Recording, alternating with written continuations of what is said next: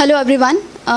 आज मेरा पहला बार है कि मैं ओपन माइक कर रही हूँ, तो आई होप आपको सबको अच्छा लगेगा।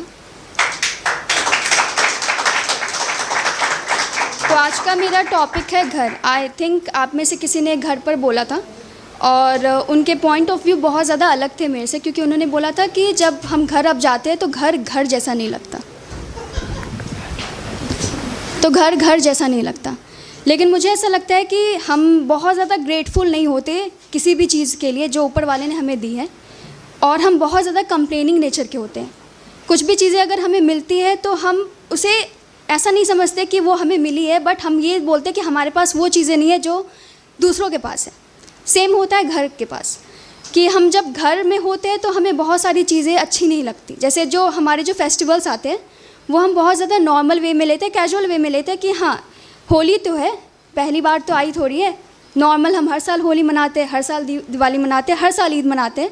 उसी तरह जैसे माँ के हाथ के खाने हमें बहुत ज़्यादा नॉर्मल लगते हैं कि माँ ने सेम चीज़ें बनाई है, वही करेले, वही भिंडी, वही सेम चीज़।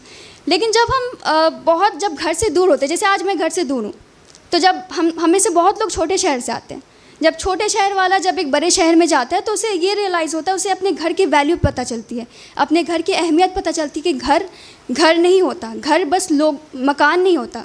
क्योंकि एक मकान जो होता है वो बस 2-4 ईंटों से बन जाती है, लेकिन एक घर परिवार से बनता है, अपनों से बनता है। तो उसी पर मैंने कुछ लाइन लिखी थी कि घर एक ऐसी जगह जहाँ बस लोग नहीं रहते, वहाँ रहते हैं हमारे अपने, जहाँ हर एक कोने में बसती है खट्टी मीठी यादें, जहाँ की दीवारें भी होती हैं हमारी दोस्त, क्योंकि ना जाने कितनी ही कहानियाँ इन दीवारों ने सुनी है।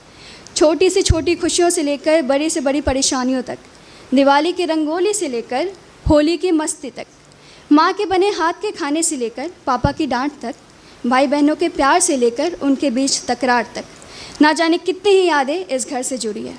और जब किसी भी कारणवश उस घर को छोड़कर हमें कहीं बाहर जाना होता है तो ऐसा लगता है कि हम खुद से अलग हो रहे हों।